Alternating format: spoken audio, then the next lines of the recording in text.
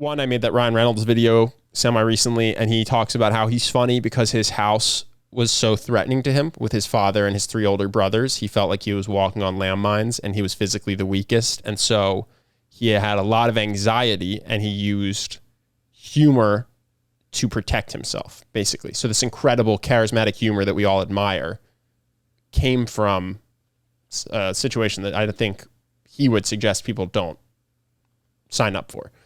And then I watched this movie called Foxcatcher. Spoilers coming. I won't ruin the whole thing, but basically it's, let's put it this way. It covers 2 gold medalists and a very wealthy guy, and at least one of the gold medalists and the very wealthy guy, there is nothing that you would want from their life if you knew it in depth. But if you saw it from the outside, you'd want the medal. One guy's he's from the DuPont family. It's the richest family in America. He has everything he could possibly desire. You would think it was something you'd want. And same thing with the gold medal. So like, oh my God, that's amazing. You don't realize he's going back to eat ramen noodles and his life sucks. Then I watched I was on a flight. I watched the Elton John movie as well. And same thing, tons of drug problems. Both of his parents not loving him as far as he's concerned. It was just interesting because over and over and over, basically in the last week or two, was just getting this message that all these people who you think have enviable lives, if you got under the curtain, you wouldn't trade for your own life at all. You would keep yours in a heartbeat, basically. Yeah. And it's just a lesson that we always have to relearn, I feel like, especially as Americans, because we do have a culture that just teaches a lot of us, at least, to go for wealth, go for power, go for status. Oh my God, it'd be so incredible to be a rock star, to be a movie star, this and that.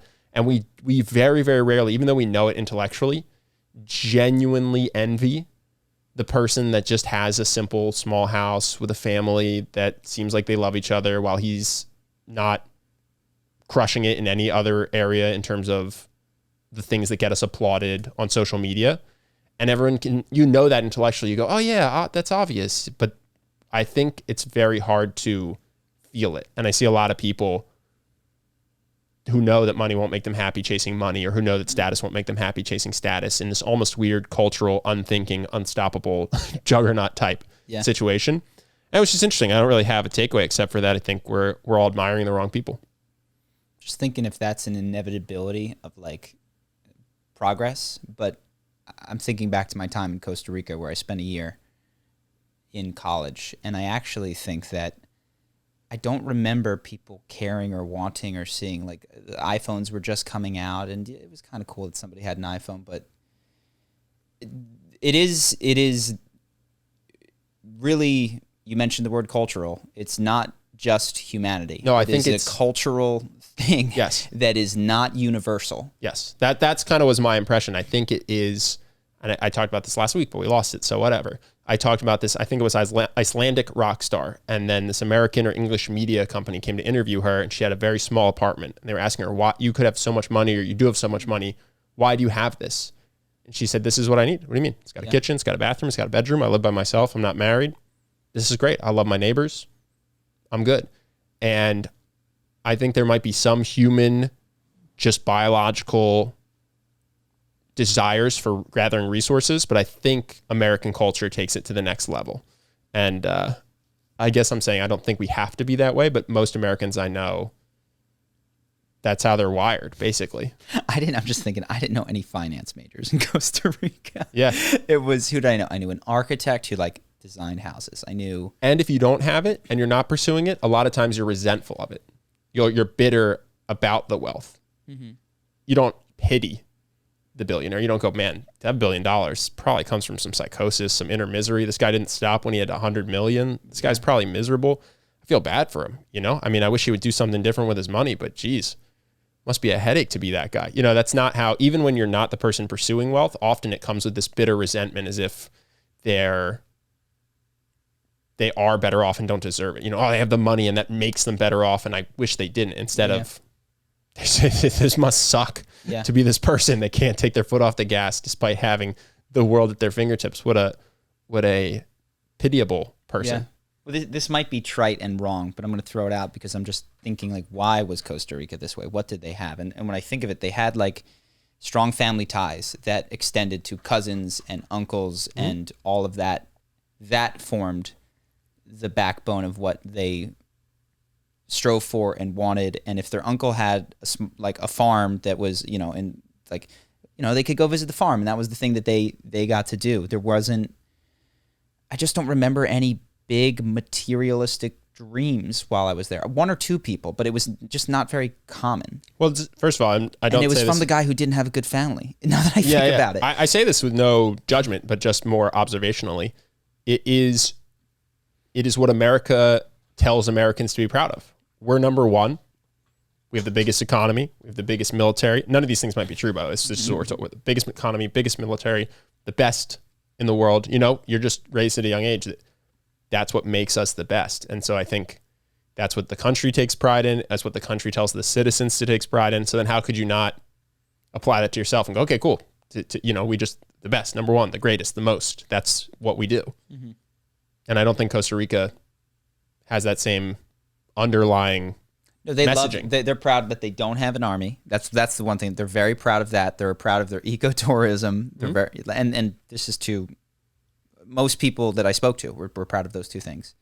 And there's still human things where they have judgment towards Nicaraguans. The Nicaraguans they treat like some Americans treat Mexicans who immigrate and are too poor. So it's not like a post-capitalist. Oh yeah, and I want to just clarify, this is not to bash America at all. This is just something I know, as an American who sees other Americans being miserable chasing this stuff. It's interesting how your front brain can know and agree and go, yeah, obviously money doesn't make you happy, and obviously fame doesn't make you happy, but then people still try to be rock stars. How many rock stars have to develop drug problems and kill themselves before we realize this is not, like, you see the money, you see the fame, you go, I want that. An overwhelming number of them, depressed, suicidal, publicly miserable, doesn't get in there, doesn't dissuade anyone from wanting to go do it. Well, I have the same thing. I was, I've mentioned this, and I don't want to spoil any identities, so let me think how I might say this. I know people. Don't use any genders. A person who has received money from the COVID relief and has received a lot of it, and is, in my opinion, and I think if I shared the details, many would agree, spent it very poorly. And the poor decisions that they're making are directly related to addictive things that they have going on in their life. And I'm sorry for being vague, but and my instinct is anger and frustration at the waste, and you're taking from the community and all of this stuff. But what is not at all reflexive and immediate to me is like deep pity, because okay, you got some money, like what has that done for you? Like nothing. And it's a bummer that it's being spent in a poor way, because it could go potentially to increasing happiness. But that I still have that same like, oh, you got money unfairly, that's, you got a leg up. And it's like, no, you have no legs. You have got no legs at all. You are in a horrible subjective circumstance. So yeah, I forget it constantly. I get angry. We do it all the time. I'm so glad the world has an Elon Musk, because I think he's going to and has already done great things for the world. But it's so interesting to see the people that truly envy him and wish that they were him. Meanwhile, he had a very tough childhood, according to his book. He's gone through several wives and apparently has not the best relationship with his kids, and will tell you that he struggles to go to sleep some nights and works 100 hours a week and is miserable, and literally described his own life as heartbreaking multiple times throughout his life. And none of it gets in there. None of it can seep past the fact that he buys a big mansion. The real life Tony Stark. Yeah, one day he'll buy a $70 million mansion, and it'll just be like, he's so amazing. Yeah. Like, I'm glad we have him, but I'm also glad I don't have to live that.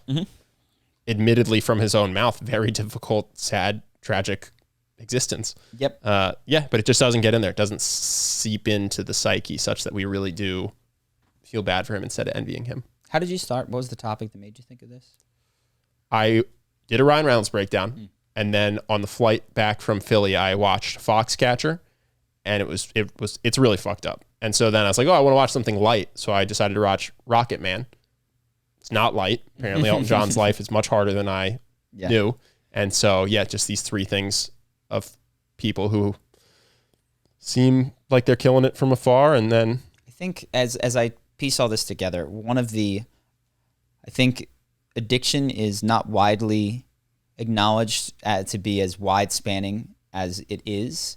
And I think nor is it acknowledged to be such a clear indicator of suffering, because, you know, this might be apocryphal, but there was the guy who gave the TED Talk about how the Vietnam, I guess soldiers at the time, that's when they came back. So many of them did opioids when they were over in Vietnam, and they were like basically addicted to heroin, and they came back and so many of them kicked it. And the conclusion, when he did a similar study with rats where he put them in a small cage and gave them, I think opium, I don't know or if it was some other cocaine. Yeah, it was rat heroin. It was like rat heroin, basically, water, got them addicted, and they just kept taking the rat heroin water. And then when he gave them a larger cage with opportunities to socialize, they kicked it.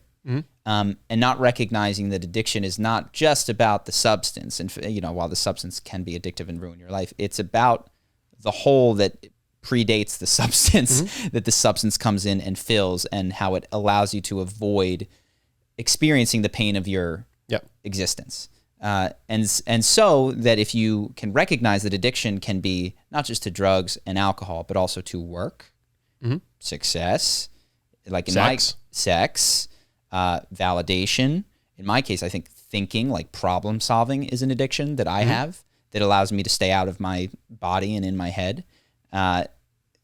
When you see it for the wide spanning thing it is, you see that everyone is addicted and avoiding their life in a major way, but some people have smaller holes than other people. So like I can fill my void with thinking and with instead of heroin. And some people need to make not just one super successful business, but another. And we're going to have him. I'm super excited. Alex Hormozy on the podcast in September. He's a business guy. He's made solid 8 figures. I think he gives great business advice, but I also want to talk to him about this because on his Instagram, he posted, somebody was asking about his success, and he basically said that I've been hyper competitive because I don't feel good enough. And the reason that I have so much money is because I have a big hole and I need a lot of money to fill it. I respect his self-awareness. It's great self-awareness. Like, it's like, he's like, maybe one day I'll be a monk, but right now I'm just trying to fill this big, big hole. So yeah, just, I guess, try to become aware of your addictions and do what you can to sink into your life such that you can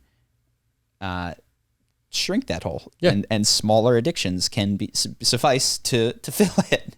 And then maybe at one point you get to the area where you don't need any addictions, and you think when you ought to, you eat when you ought to, you work when you ought to, and you take a drink when you ought to, and you don't need to do any of that compulsively. So makes sense.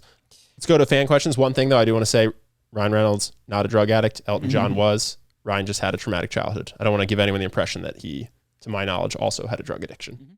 Hope that you guys enjoyed that clip. If you want to see more like this and have us do more podcasts, we are 100% funded by our generous patrons. And if you'd like to contribute, there's a link in the description, and we'll have one pop up on the screen right here so that we can do more podcasts where we have fun conversations and hopefully some deep ones like this. Either way, hope that you enjoyed the video, and I will see you in the next one.